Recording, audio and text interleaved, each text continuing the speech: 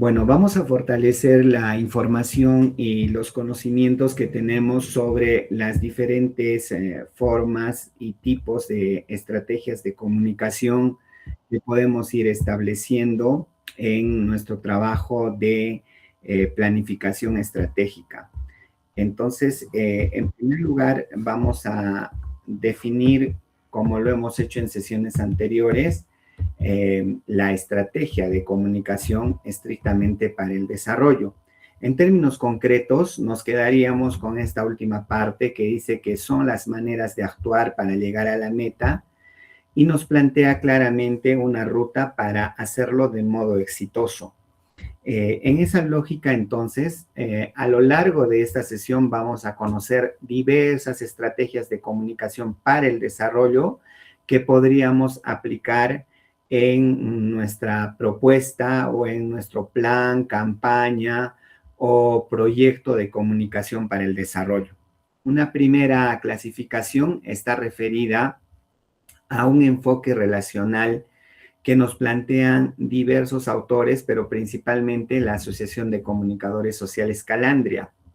En este caso, las estrategias de comunicación política, de comunicación ciudadana y de comunicación educativa. En realidad, este tipo de clasificación nos lleva a pensar en los resultados que podríamos lograr aplicando, implementando, poniendo en marcha diversas actividades. Por ejemplo, cuando hablamos de comunicación política, nos referimos a esa posibilidad de establecer relaciones entre los ciudadanos de a pie y los gobernantes, las autoridades, los funcionarios de alto nivel que toman decisión en un territorio. En segundo lugar, cuando hablamos de comunicación ciudadana, nos referimos a hacer uso del espacio público para diferentes actividades artísticas, culturales, de promoción de derechos, pero también tienen que ver con las demandas que tiene la población a través de, digamos, pasacalles, plantones, de repente también demandas que pueden ser específicas y concretas para organizaciones sociales de base. Y cuando hablamos de comunicación educativa, básicamente nos referimos al fortalecimiento de capacidades de forma, digamos, directa, presencial o también digital, como lo vamos a ver más adelante. Entonces, el fortalecimiento de capacidades pasa por un proceso de enseñanza-aprendizaje que se puede dar de manera formal o informal. Normalmente lo formal está vinculado a la educación básica regular, pero lo informal vendría a ser todos los talleres, foros, seminarios, programas de capacitación, escuelas de formación, que como comunicadores sociales vamos a ir creando y diseñando para un grupo poblacional específico. Luego tenemos entonces una mezcla táctica de estas tres estrategias. Esta mezcla, sin embargo, puede utilizarse, puede realizarse también con otras estrategias que nos plantean los diferentes autores que vamos a ir conociendo. En la parte inferior de esta diapositiva podemos ver que en primer lugar colocamos las estrategias, luego las acciones y recursos que idearíamos, los espacios comunicativos que utilizamos, los públicos objetivos que hemos previamente seleccionado, segmentado y caracterizado, los medios de comunicación de masas y también las redes sociales que utilizaríamos para diferentes momentos de las actividades y estrategias que pongamos en marcha, y los contenidos y formas. En relación a los contenidos, tiene que ver en estricto con un mensaje principal que nosotros diseñamos para durante todas las estrategias que vayamos a poner en marcha, consideremos y utilicemos. Sin embargo, pueden haber mensajes específicos para cada una de las actividades o para cada una de las estrategias. En relación a las formas, como ya hemos visto en anteriores sesiones, tiene que ver con la música, los colores, las iconografías, el paisaje natural, el paisaje cultural que tiene un territorio y que los podemos utilizar posteriormente en formatos específicos, como por ejemplo formatos radiofónicos, formatos audiovisuales, formatos digitales, formatos impresos, formatos gráficos, que hay una gran variedad de estos, de los cuales podemos echar mano para colocar esos mensajes principales y esos mensajes complementarios que vayamos a idear para un público determinado. Entonces, siendo así la táctica y la operatividad de la estrategia, vamos a ver también otras clasificaciones. Por ejemplo, la Fundación Fulbright nos plantea la siguiente clasificación. Nos dice que podemos encontrar estrategias de comunicación persuasiva, estrategias de mercadeo social, de eduentretenimiento, de media advocacy, de periodismo cívico, de movilización social y también de construcción de pluralidad y consenso. Las de persuasión básicamente nos van a acercar a esa matriz de persuasión que nos propone William McGill, que nos habla justamente de generar acciones y contenidos específicos para alertar a un grupo poblacional, en el sentido de que puedan asumir comportamientos o conductas positivas de cara a una problemática concreta. En el caso del mercadeo social, podríamos decir que tiene una fuerte vinculación con el marketing comercial como lo conocemos actualmente, tanto en forma teórica como práctica. Sin embargo, la característica del mercadeo social es que, en primer lugar, va a considerar una problemática social como importante y la va a ubicar como un producto, como un bien o como un servicio que se podría vender a un grupo de beneficiarios. Entonces, para ese objetivo, une acciones de comunicación de masas con acciones de comunicación interpersonal. En cambio, el entretenimiento, que vendría a ser la tercera estrategia de comunicación que nos plantea la Fundación, está vinculado con la gran cantidad de entretenimiento que nos brindaban en la década, o mejor dicho, en el siglo pasado, los medios de comunicación de masas, principalmente el cine, la televisión, la radio.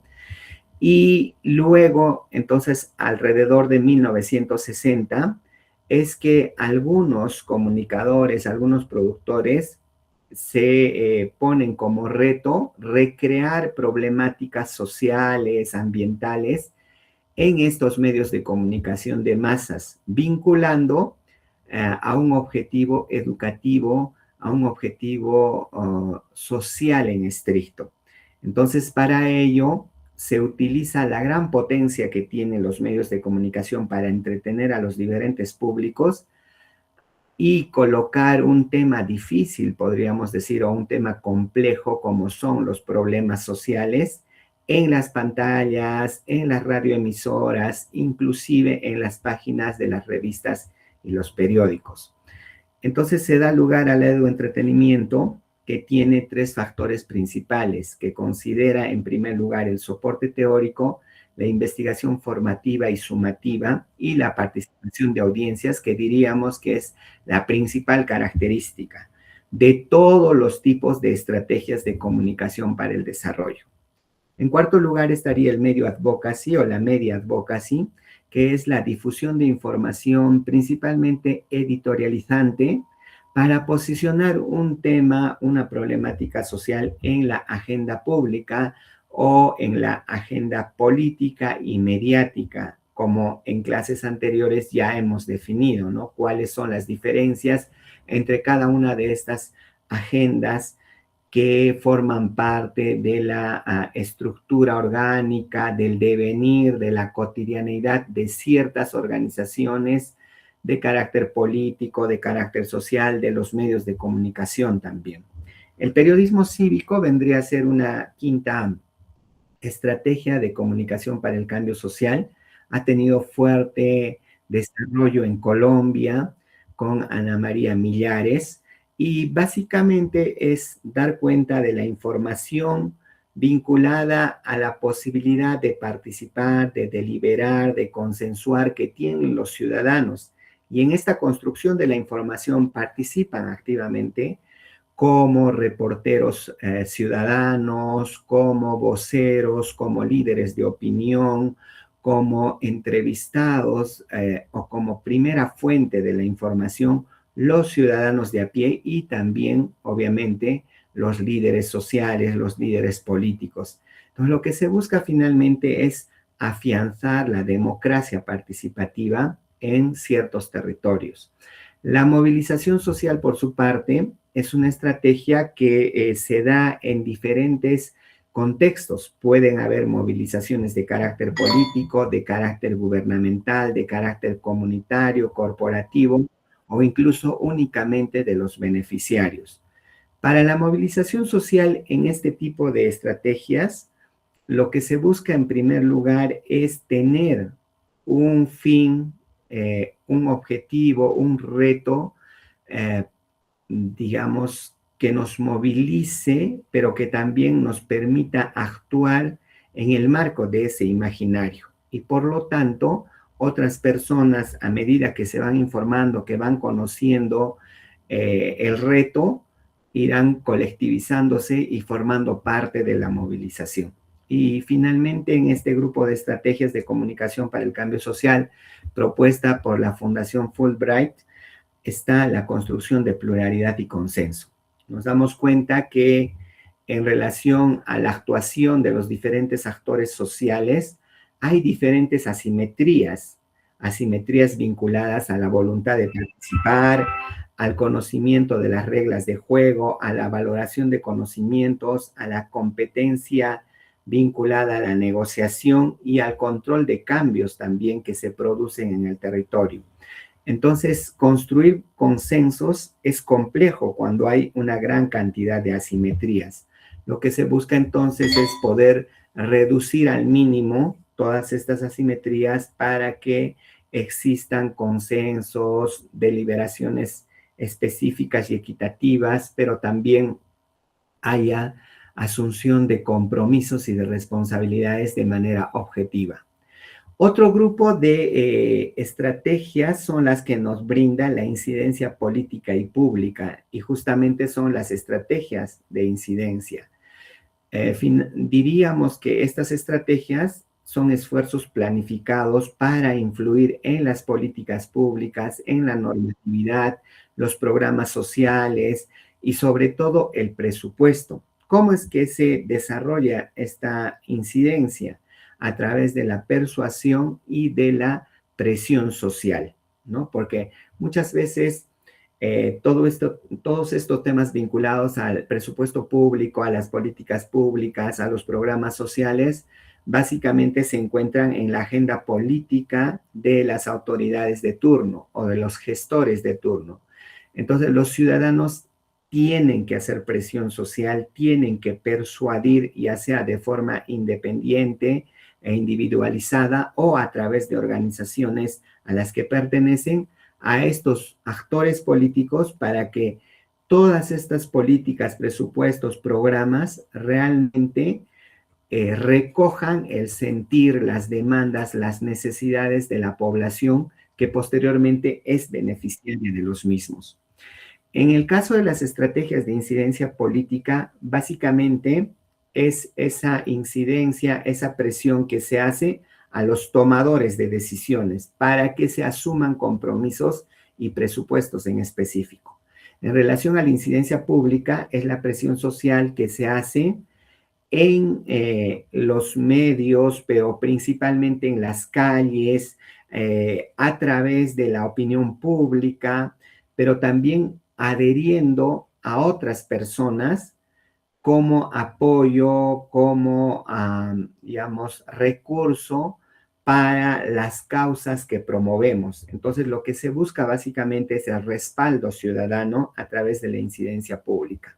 Y en el caso de la incidencia mediática, es acercarnos a los medios de comunicación, a los periodistas, a los broadcasters, para que justamente estas voces ciudadanas puedan estar presentes en los medios de comunicación a través de programas de entretenimiento, programas familiares, pero principalmente programas periodísticos y por lo tanto pasar de la agenda mediática a la agenda periodística, principalmente, por ejemplo, dando a conocer información de primera mano a través de ruedas de prensa, con voceros bastante calificados, ciudadanos, si bien es cierto, pero que además conozcan de la problemática a profundidad y de las potenciales soluciones que se buscan desde la demanda social.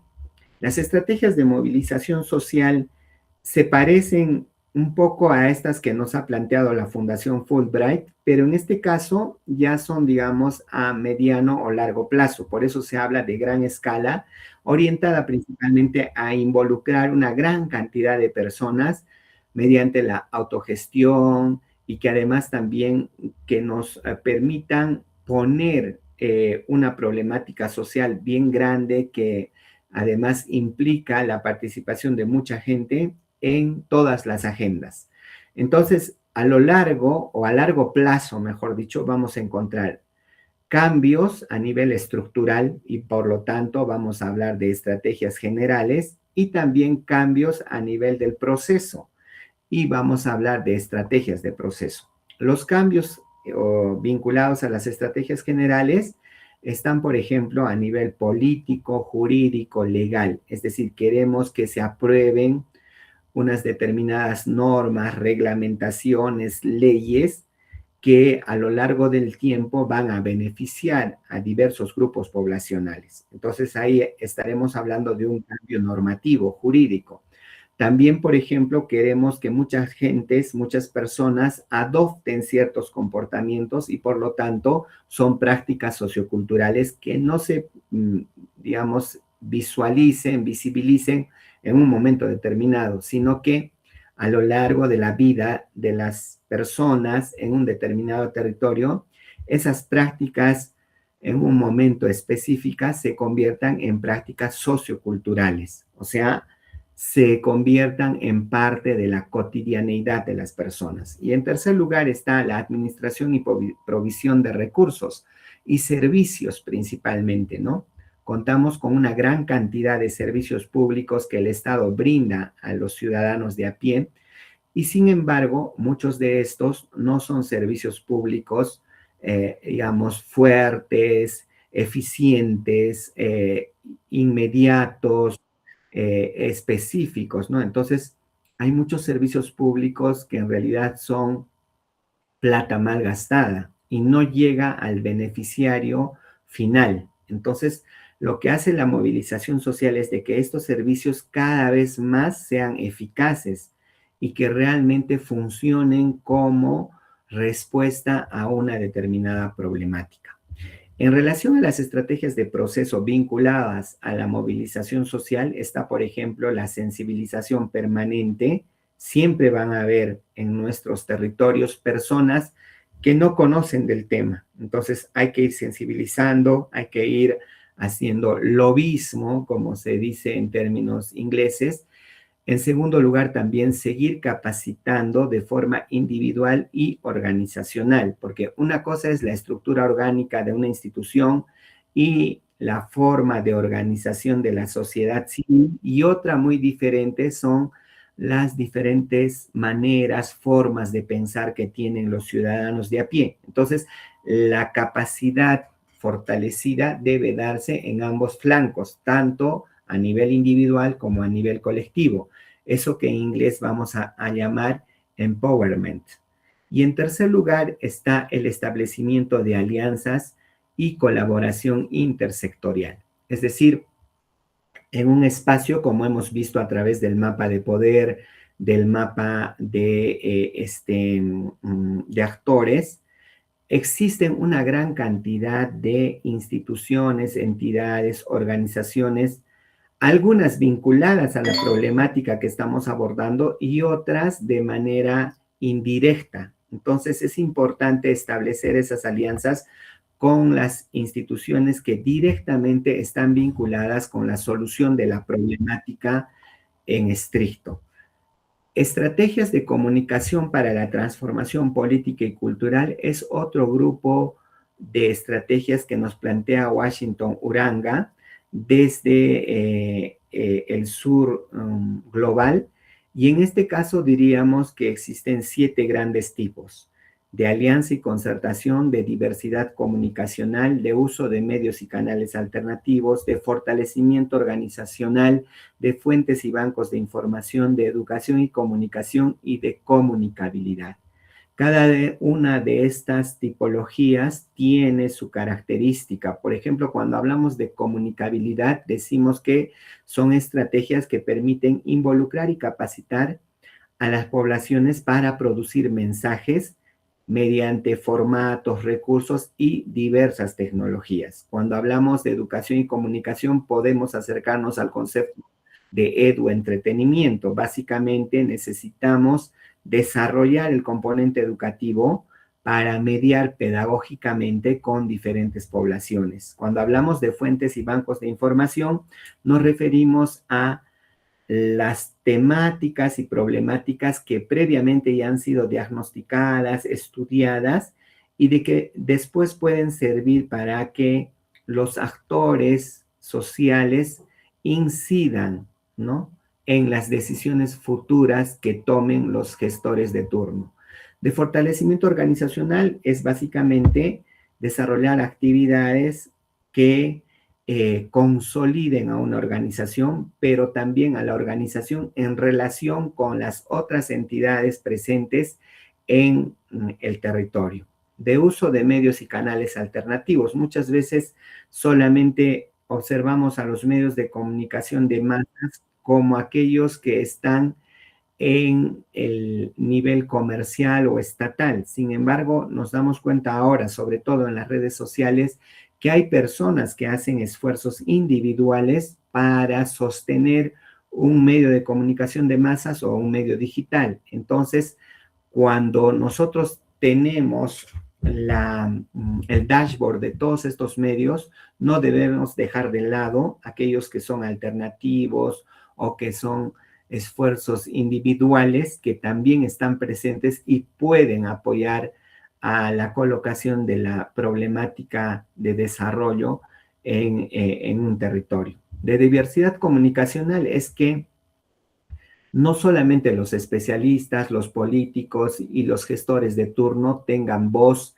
en los medios de comunicación, sino principalmente las diversas voces que existen en el territorio. Los jóvenes, los niños, los ancianos, los líderes, los quechohablantes, los andinos, los costeños, los urbanos, los rurales, las mujeres, los varones.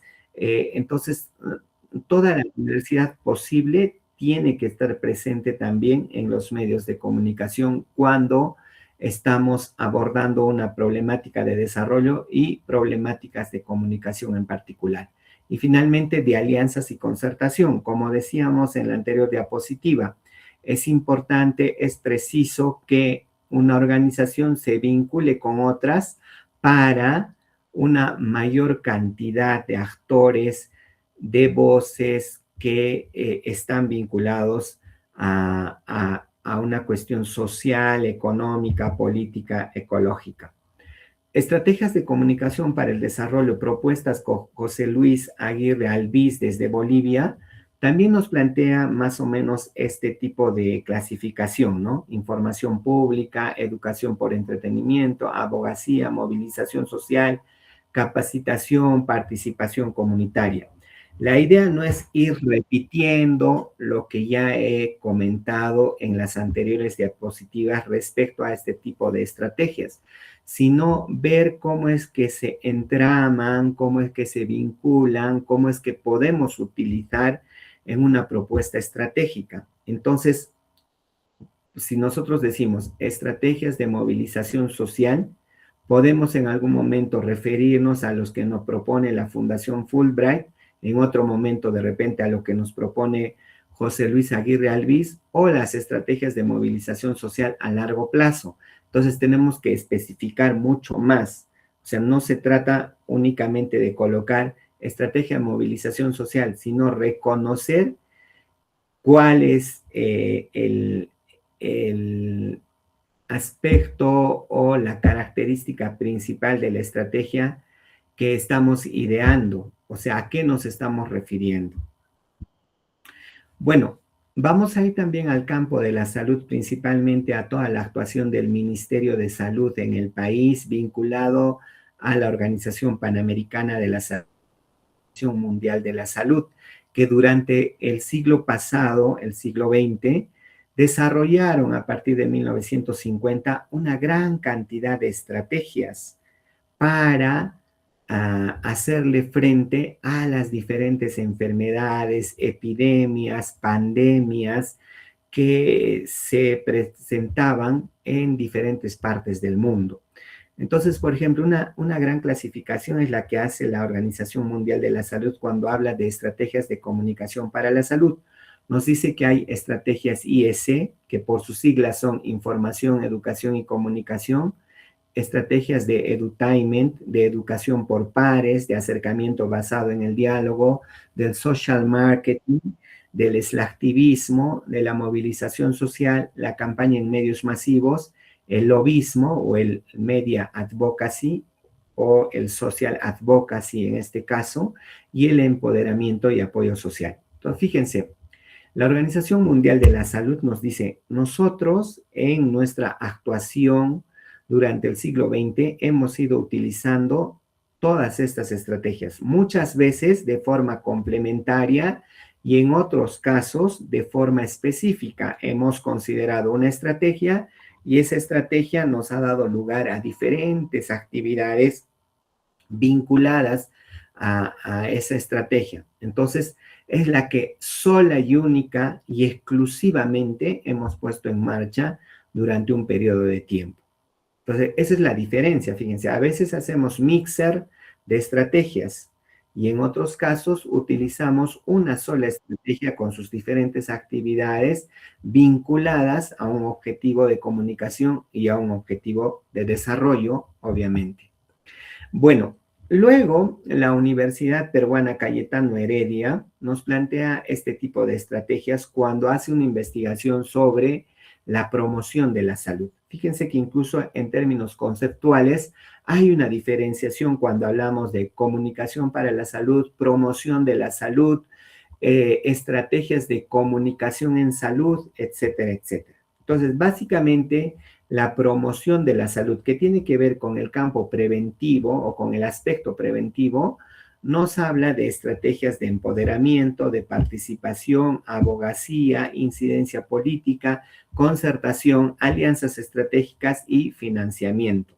Estas 7 estrategias forman parte de la experiencia de promoción de la salud que desarrolló durante muchas décadas el Ministerio de Salud en diferentes partes del país, poniendo énfasis a veces en empoderamiento, otras veces en abogacía, otras veces concertando con aliados, otras veces promoviendo el financiamiento no únicamente del Estado, sino también de la cooperación internacional, o en todo caso, en los territorios regionales y locales, buscando financiamiento de otras entidades como son los municipios, los gobiernos regionales, que adhieran, ¿no?, su capacidad presupuestal a la estrategia, o mejor dicho, al presupuesto que maneja el Ministerio de Salud. Entonces, para ello también se tiene que hacer lobby, abogacía, inclusive dentro del sector estatal, ¿no? Para que puedan muchas entidades de carácter público vincularse a la promoción, en este caso, de la salud. Entonces, en estricto, en esta diapositiva mostramos a qué nos referimos con estrategia IEC. Fíjense, información es crear y compartir contenidos informativos para públicos específicos. La información debe ser transmitida por medios innovadores que lleguen a todos los públicos. Es el factor inicial para que el desarrollo de la estrategia alcance la meta deseada. O sea, en primer lugar, esta estrategia trabaja el campo de la información. En segundo lugar, la educación, ¿no? A través de acciones de empoderamiento comunitario que realizan diversos interlocutores y finalmente se constituyen en capacitaciones, ¿no? desarrollando competencias personales, profesionales, institucionales, como factores de impulso compartido. Y en tercer lugar, dentro de esta estrategia IS está la comunicación, vinculada a crear espacios de interacción comunitaria, vínculos de confianza entre los diferentes actores, pero sobre todo siendo asertivos, participativos y democráticos, que vendrían a ser como que los principios, ¿no?, de la estrategia IS: asertividad, democracia y participación. Bueno, este conjunto de 9 estrategias que les mostramos en esta diapositiva están vinculadas a la comunicación para el cambio social y de comportamiento que nos propone la UNICEF, ¿no?, desde la Organización de las Naciones Unidas. Entonces nos dice, básicamente en este campo de la comunicación para el desarrollo, que nosotros le denominamos comunicación para el cambio social y de comportamiento, dice UNICEF, encontramos 9 tipos de estrategias: de entretenimiento, de escucha social, de sistemas de retroalimentación y rendición de cuentas, de percepciones del comportamiento, del marketing social, de la posibilidad de contar historias, de la intervención digital, la capacidad de hacer campañas sociales y también la posibilidad de promocionar normas sociales masivas. Entonces, estas 9 estrategias que tienen que ver básicamente con aspectos, en primer lugar, individuales, luego interpersonales, también comunitarios, organizacionales, institucionales, están vinculados directamente a los comportamientos, tanto comportamientos de carácter individual, personal, como comportamientos organizacionales de cultura organizacional, ¿ok? Entonces, claro, si vamos al menudo de estas 9 propuestas, vamos a encontrar las estrategias de implementación que son más específicas, como lo menciona UNICEF: estrategias nacionales, campañas multimedia, escucha social, responsabilidad social, apoyo psicosocial, estímulos, campañas de marketing social, programas de crianza, gobiernos participativos, reformas sectoriales. O sea, la implementación de 9 estrategias como las que hemos visto en la anterior diapositiva justamente se da a través de este conjunto de actividades que les estoy compartiendo. Entonces, va a ser interesante poder revisar cada una de estas diapositivas, que nos va a llevar a ver, hay cierta vinculación, cierto acercamiento, dicen casi lo mismo, utilizan también de manera independiente en algunos casos, de manera complementaria en otros casos, pero ¿qué es lo que puede servir más para mi propósito comunicacional y para mi definición de cambio vinculado al problema social o al problema de desarrollo? Eso es lo que ustedes, como comunicadores para el desarrollo, se tienen que poner a pensar. Es decir, ¿cuál de estas estrategias abrazamos y por qué? El por qué está básicamente vinculado a los objetivos de comunicación y a la definición del cambio y la problemática que estamos abordando. Entonces, la idea no es que haya una confusión en el manejo de términos o confusión en las propuestas, sino más bien que haya complementariedad, pero sobre todo una definición, una comprensión mucho más profunda de cada una de las propuestas estratégicas que hemos planteado en esta primera parte. Hasta acá, si hay alguna pregunta, hay algún comentario, lo pueden hacer a través de el chat, o en todo caso también levantando la mano para que se les pueda permitir la participación de forma directa a través del micrófono abierto.